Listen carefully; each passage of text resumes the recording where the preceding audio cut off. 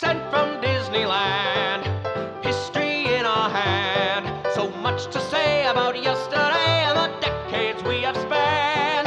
Postcards from the park, this journey will embark. See what has changed and what remains on Sent from Disneyland. Sent from Disneyland.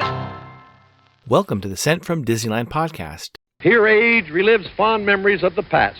If it's your first time joining us, welcome. On this podcast, we'll take a journey into the past and explore Disneyland, Disneyland history, and more, with mementos, snapshots, souvenirs, and postcards sent from Disneyland, from 1955 to the present.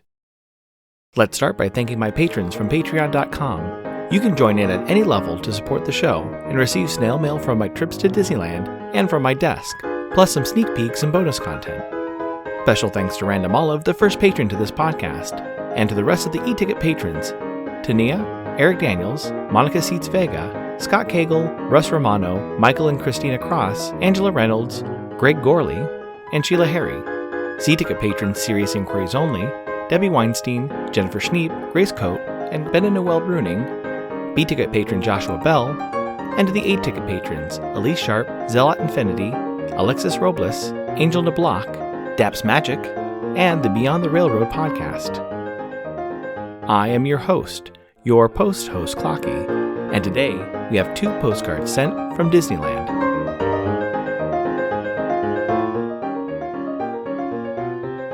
The front of our first postcard has a Jungle Cruise boat, the Mekong Maiden, filled with guests passing by a charging hippo. On the back it reads, The Explorer's Boat. The Explorer's Boat in Adventureland nears dangerous waters as a hippo approaches in Disneyland's Rivers of the World. It's postmarked July 11, 1958, with an Anaheim cancel and a 2-cent red Jefferson postage stamp, Scott number 1033. I assume they visited the park on Thursday, July 10, 1958, when park hours were from 9 a.m. to midnight. The weather was a high of 91 and a low of 60. Park attendance that day was 24,341. It's addressed to Master D.D.P. Hinkleman of Toledo, Ohio. It reads, Thursday, 10:58. How I wish you could be here instead of us. It is wonderful. We had a ride in the covered wagon, went through a jungle on a boat, wild animals, wonderful. Love, G.P.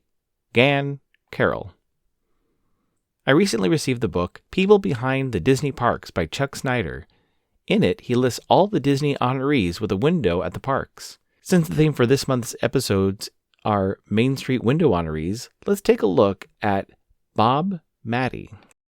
Robert A. Mattey was born June 27, 1910, in New Jersey.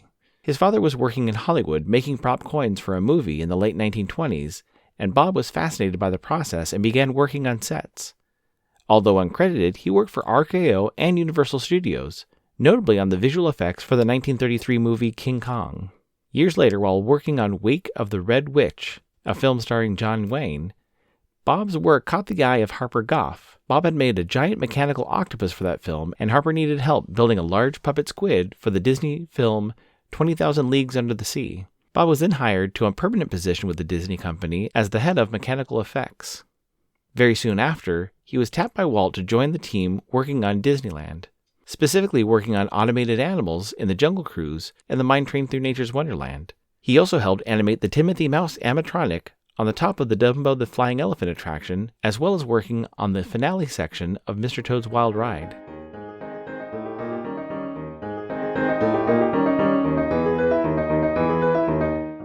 Add some flair to your mail by checking out stamps at Enfield Post. You can explore different stamp options on our Etsy site, grab some great deals by following the EP Sunday Sales on Instagram, or create something special and have her design a stamp array for your invitation or celebration.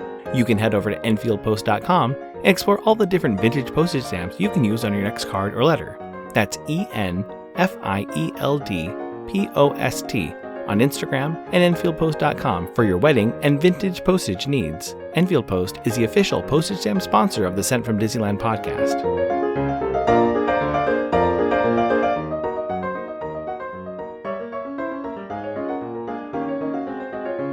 The front of our next postcard has the Mad Tea Party in the middle of Fantasyland. To the left, you can see the Fantasyland Theater, and to the right, you can see Skyway gondolas coming in and out of the chalet. In the back, if you look closely, you can see Dumbo the Flying Elephant. On the back it reads, Mad Hatter's Tea Party. Spinning teacups and saucers delight guests as they take a ride at the Mad Hatter's Tea Party in Fantasyland, home of Snow White, Mr. Toad, Casey Jr., Alice in Wonderland, and many others. It's postmarked December 9th, 1977, with a Pasadena cancel and a 9-cent Right of People to Peaceably Assemble Capitol Dome postage stamp. It's got number 1591. I assume they visit the park on Thursday, December 8th, 1977, when park hours were from 10 a.m. to 6 p.m. The weather was a high of 69 and a low of 52. It's addressed to Mr. and Mrs. R. McCormick of Houston, Texas. It reads, Friday, Dear Pam and Rich, we made it to Disneyland yesterday. Our visit is almost over. We're still talking as much as ever. May go to the polo matches Saturday, then home to get ready for Christmas. Got all of your shopping done? See you soon. Love from all, Mom, Graham, Aunt E, and Aunt L. Bob continued to work for Disney through the 60s and 70s. This included at Disneyland working on the 20,000 Leagues Under the Sea exhibit after he had already worked on the movie. He also assisted in initial plans and models for the Haunted Mansion. During the 60s, he also worked for the studios with movies like Mary Poppins, The Happiest Millionaire, Blackbeard's Ghost, The Boatniks, The Love Bug, and The Absent-Minded Professor, the latter earning him an Academy Award nomination for visual effects. He might be most well known for being a part of a non-Disney movie. Bob, with a team of others, worked on Bruce the Shark in Steven Spielberg's blockbuster hit, Jaws, and its sequel. Bob was honored with a Main Street window in 1955 over the market house reading, Bob Mattey, taxidermist. This is referencing the many animals he made for the park. The window was moved in the 1970s, but is back above the market house today, just to the left of the main entrance. Bob died on January 14, 1993, at the age of 82. Looking through photos online, there's a great photo of Bob with Walt and an artist rendering of the giant squid attack during the 20,000 Leagues Under the Sea movie. From King Kong to Jaws and Disneyland and Disney films in between, Bob Mattey did some amazing work and left a great legacy.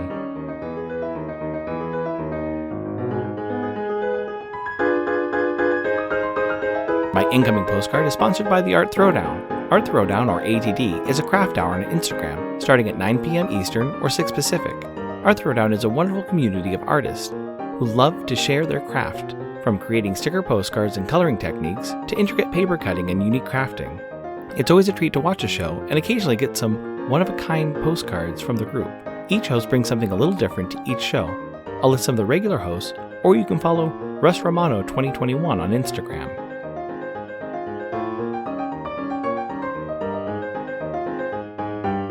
The front of my incoming postcard has concept art from Pinocchio, with Geppetto sitting in a chair, the blue fairy in the middle of the room, and Pinocchio sitting on a workbench. It's postmarked April 20th, 2026, with the Baltimore, Maryland cancel, and a U.S. flag forever postage stamp. It's got number 6021. The sender visited the park on Sunday, March 12th, 1972, when park hours were from 9 a.m. to 7 p.m. The weather was a high of 70 and a low of 52. It reads, April 17th, 2026. Hello, Clocky, and greetings from Westminster, Maryland. I visited my cousin who lived in Westminster, California in 1972. My cousin Arnie took me to Disneyland on March 12, 1972, when I was 21 years old. I kept the ticket booklet for a souvenir and made copies for you. When I went with Arnie, there were no lines to see the attractions. I guess that it was off-season. I had a whirlwind tour and a great time. Since I live closer to Florida, I've been to Disney World 3 times. I remember visiting It's a Small World and the GE exhibits there for the first time at the New York World's Fair in 1964. Best wishes, Iris. Thank you so much for the postcard, Iris. And the great story. Looking through what's left of your ticket book, which was a 15 Adventures in Disneyland book, the leftover tickets includes just 2 B tickets. These tickets would have been good for the Main Street Cinema, the Motorboat Cruise, Casey Jr. Circus Train, Alice in Wonderland, and the Swiss Family Robinson Treehouse. You must have had a good time writing all the other rides for the A, the rest of the B, C, D, and E tickets. Based on the hours the park was open that day, it was definitely an off-peak time for the park. Also, thanks for sending me a copy of your Disneyland parking ticket, which at the time was only 50 cents to park in the lot. I think that it's interesting that you had the opportunity to ride the Carousel of Progress in New York, then in Anaheim, and then down in Florida. It was also fun to see that you were there just 12 days before the opening of Bear Country and the Country Bear Playhouse showcasing the original Country Bear Jamboree. That means that your ticket book was probably one of the last batches to not include this new land. This was such a fun surprise to get in the mail from Postcrossing.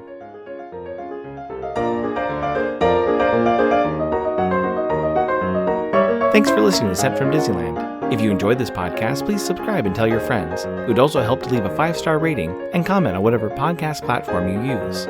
If you'd like to support the show financially, please check out our Patreon page at patreon.com/sentfromdisneyland. You can find me on Instagram and TikTok at Sent from Disneyland or my website, sentfromdisneyland.com. For questions and comments, send me a postcard addressed to Sent from Disneyland, P.O. Box 44, Hood, California, 95639. This podcast is not affiliated with Disney, the United States Postal Service, or any post office or Disney-related properties. Opinions expressed on this podcast belong to the host and guests of the Sent from Disneyland podcast. This podcast is produced and edited by Clocky McDowell, website designed by Misty McDowell, theme song was written and performed by Noah Sunday Lefkowitz. Take it away, Noah.